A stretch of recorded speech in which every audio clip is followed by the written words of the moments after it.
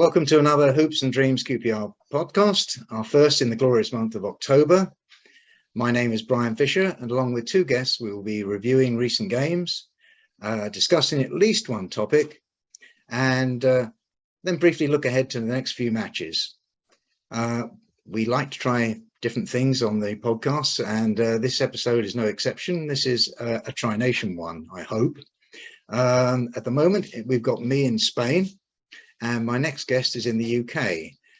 James, who is known as Ranger Boy on the Hoops and Dreams Forum, is a regular attendee of our away matches. So welcome to you, James. Thanks for having me as always. My next guest, if he turns up, is in France. And that's a gentleman called Martin, who has been on before, and he's known on the Hoops and Dreams Forum as Minxie. So I'm hoping we'll get him later on. So anyway, let's move on whilst we're waiting for Minxie to turn up. We're going to be reviewing the last three games, which are Bristol City against QPR, Sheffield United against QPR, and QPR against Reading. So that's two away games and one at home.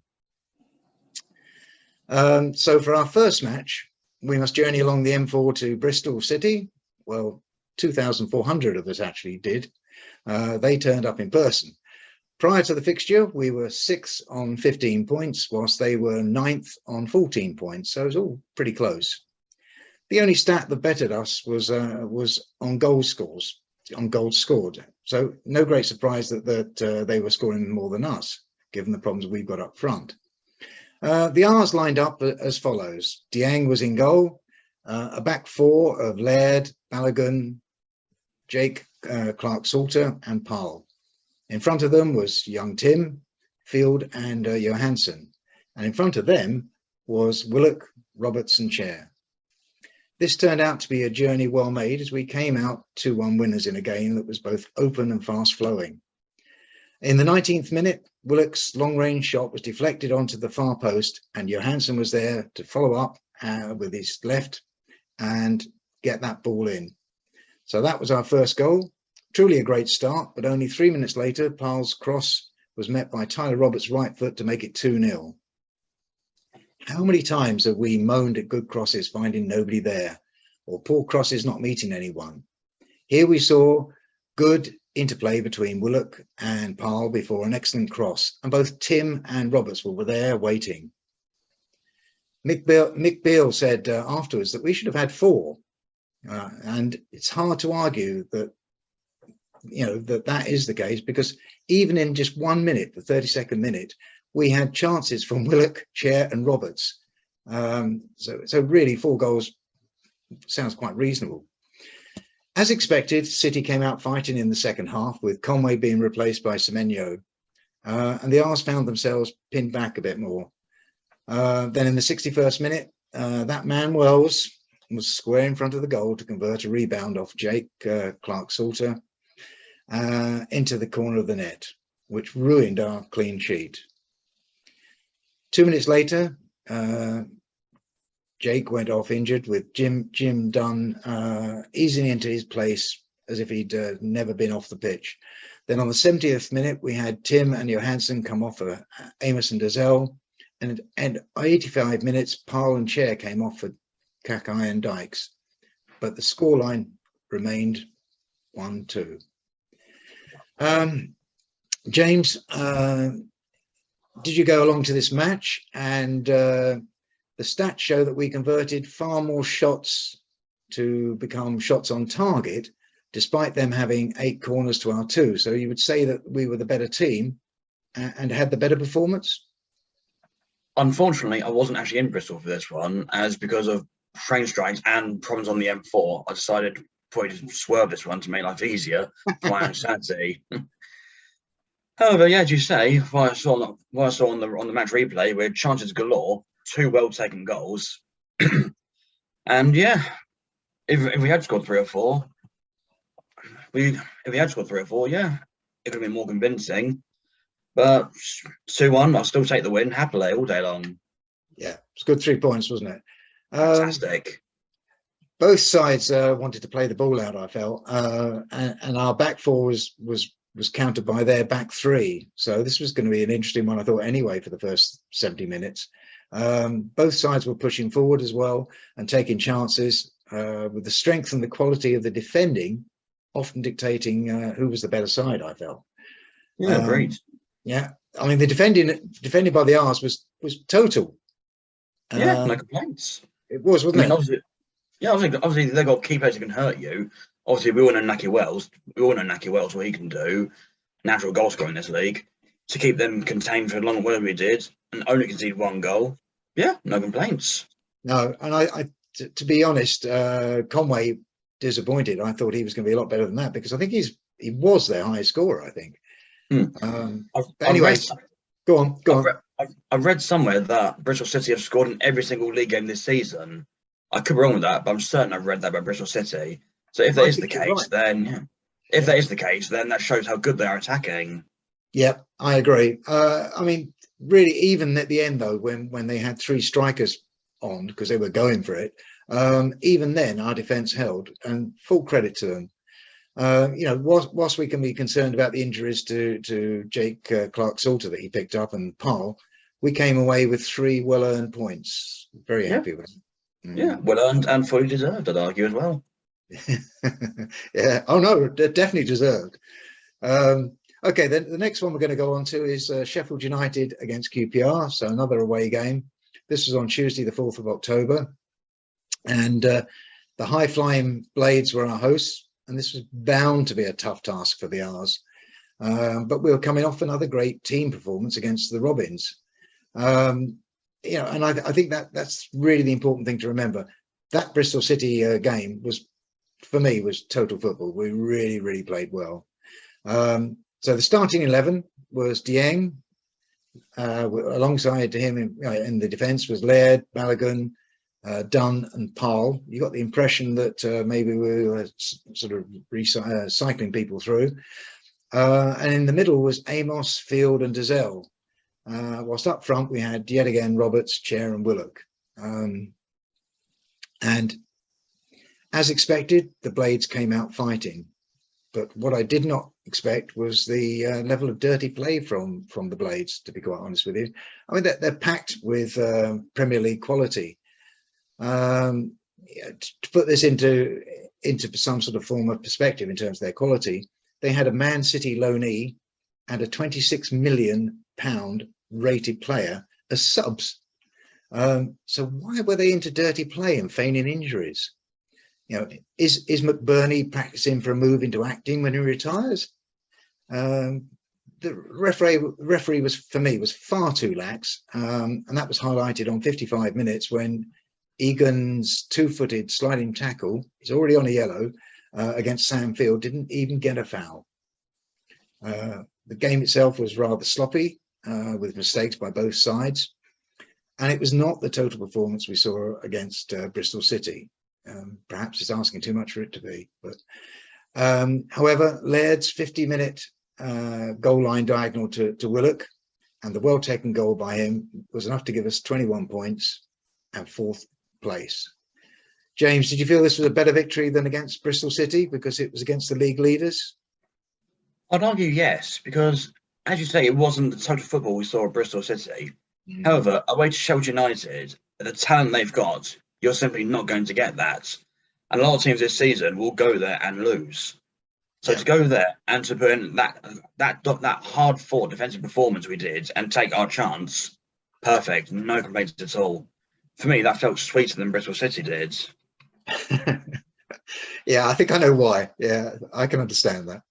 I mean, it was yet another midweek evening kickoff at an away ground in damp conditions. And normally, just what I love. Yeah, normally plus we struggle with those, don't we? But the side was disciplined and tenacious in its defence. We came with a game plan. We stuck with that game plan, and it worked. So yeah, very, very nice. Yeah, very nice. Obviously, had to contain a lot of pressure from them, but obviously them having mostly some long shots throughout the night, I felt semi-comfortable. But you obviously know all the talent they've got. For example, if you've got Ndiaye and McBurney playing, Billy Sharp off the bench anytime you need him, obviously knew would struggle a lot of times. but took our goal well. Dieng made some excellent saves to keep us in it. That one in the second half to keep us in front. Yeah. Got a bit of luck. Got a bit of luck at the end with the penalty they should have had. But overall, a fantastic away win and a great night out. Yeah, it wasn't bad, was it? No, I certainly one to enjoy, I would have thought. Oh yes.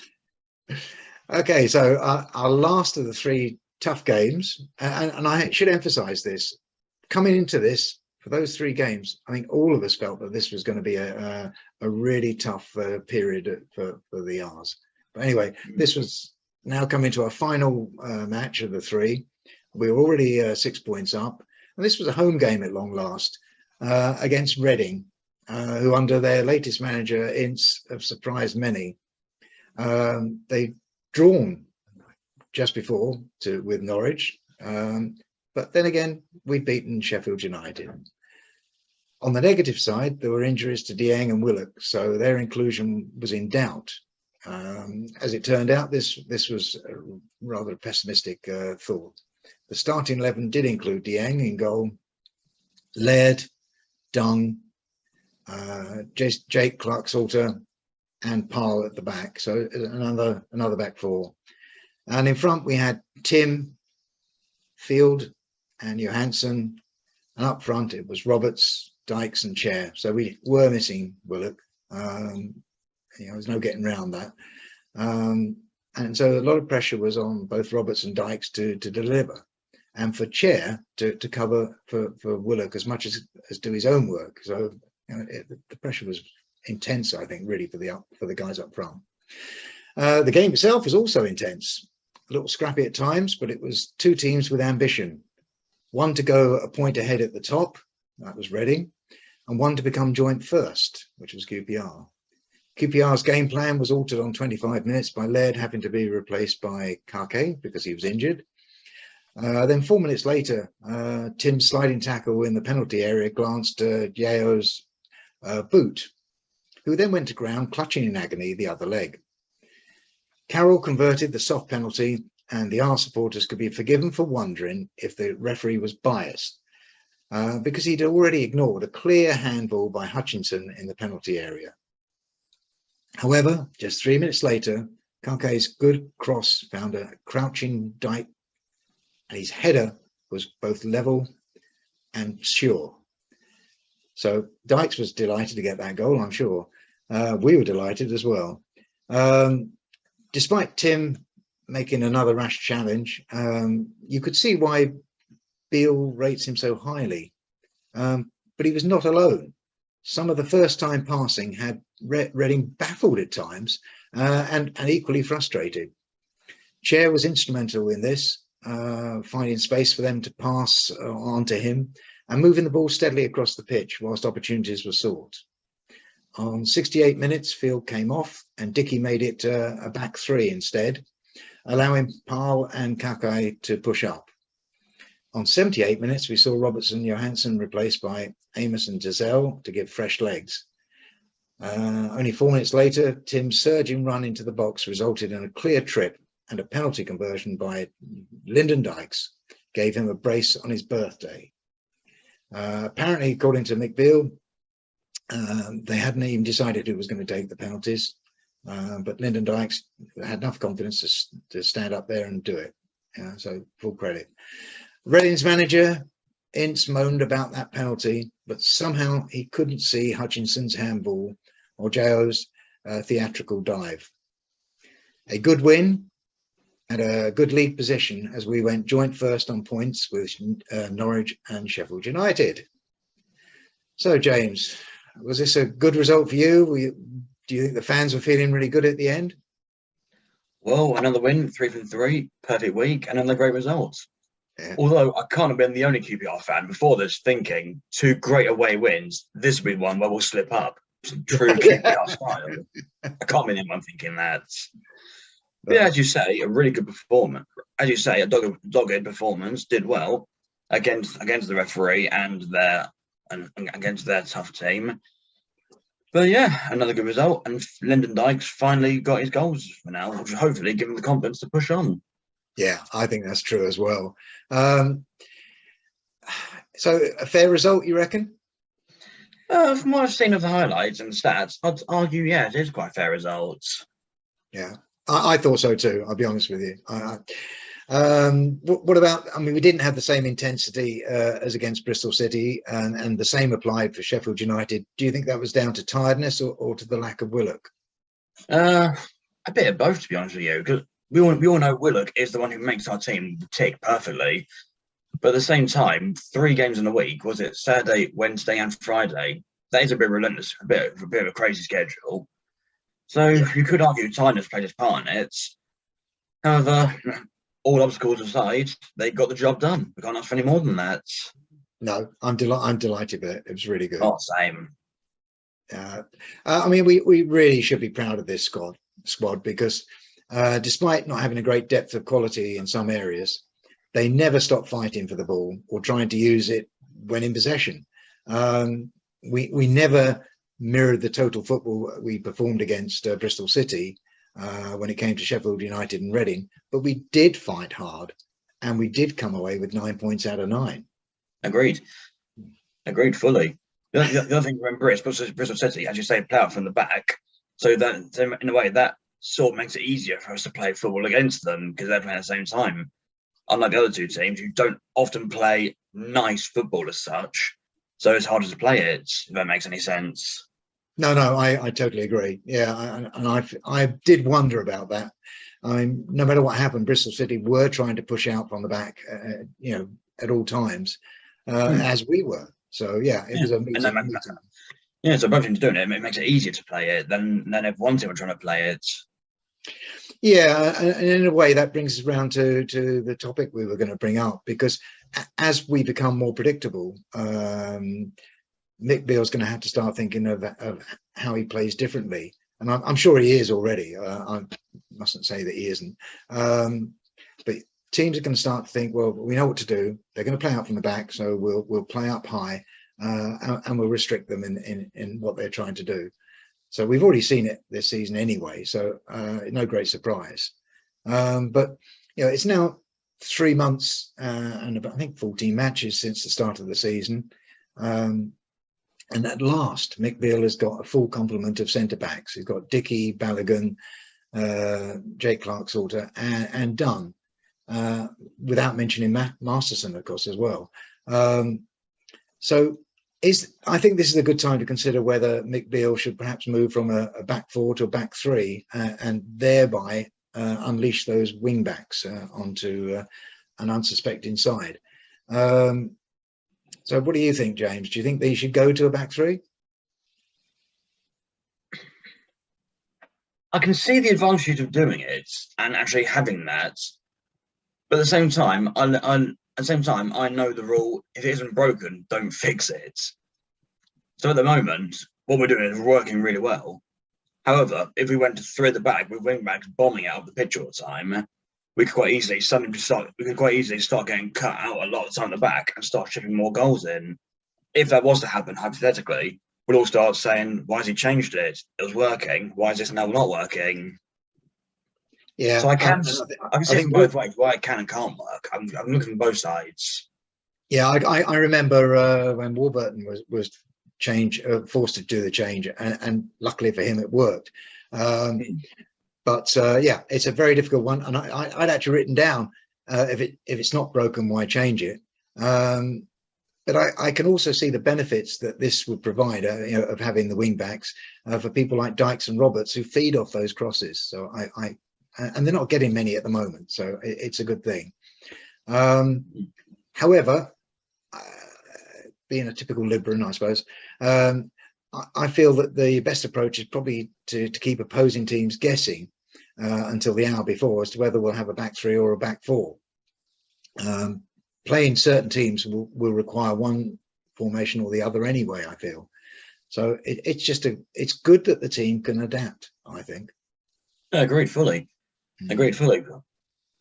Like certain games, I accept we could quite easily go 5 at the back, and push on with that. But for example, we've got coming up with something like Wigan home, for example, could be a good one. No disrespect to them. Obviously, if like against them, if it didn't work and we couldn't cut out, I think we'd still be okay. But there are certain games where play what we know, keep the style we know, and don't even risk changing anything. Yeah, I mean, you're right, and of course we shouldn't forget that people like Dickey and Masterson could easily, if need be, move forward, go back to a back four, and if anything happened to Field or something, then perhaps that's what you want to do, or strengthen the midfield in any way. It's a good way to do it. Push on. Okay, so that's good. I'm glad we did that one. Now I'd like to have a quick look at the predictions for the next three games. Our first one is Luton. We're away at Luton on Saturday, the 15th of October. And of Luton's last 5 games, 3 have been draws, and they sit 9th on 18 points, with the stats indicating a really tight defence. Historically, games against the Hatters seem to attract more hostility amongst the fans than normal. Luckily, this is not transferred onto the pitch. So, James, what do you reckon? Win, draw, or loss? Difficult game. I'll be happy with the draw there. I'll be happy with the point. I'll be happy with the points of Luton. They may not have had the best start to the season, but at Kenilworth Road, early kickoff, the hostility will be there. That will feed onto the pitch for their players. So yeah, it'll be a tough game. I'll be happy with the point there. If we win, perfect. Okay, logic to me says a win, and who am I to argue? So I'm going for a win. I'm feeling very buoyant at the moment. Rightly so. So let's move on to QPR against Cardiff. That's on Wednesday, so it's a midweek evening kickoff. Cardiff actually sit one place below Luton at the moment on the same points tally, but the stats show that they're not as free scoring as the Hatters.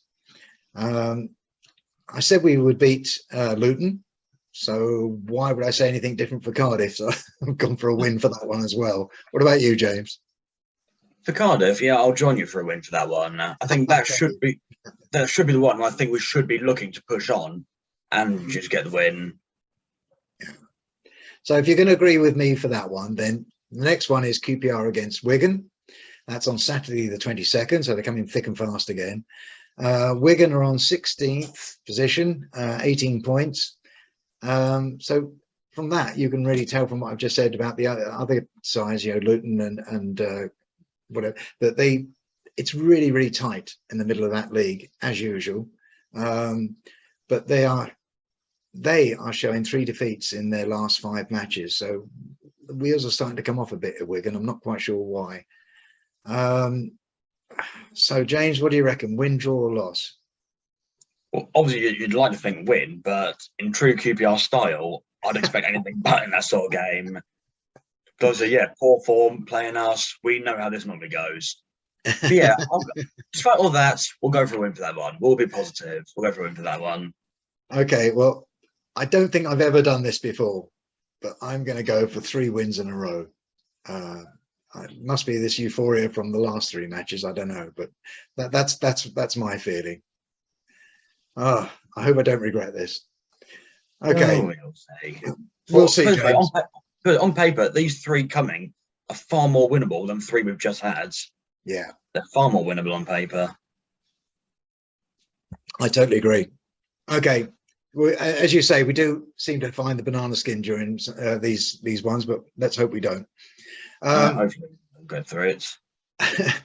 Well, that's all we've got time for on this episode from the Hoops and Dreams team, other than for me to thank my guest, James, because we didn't see Martin, sadly.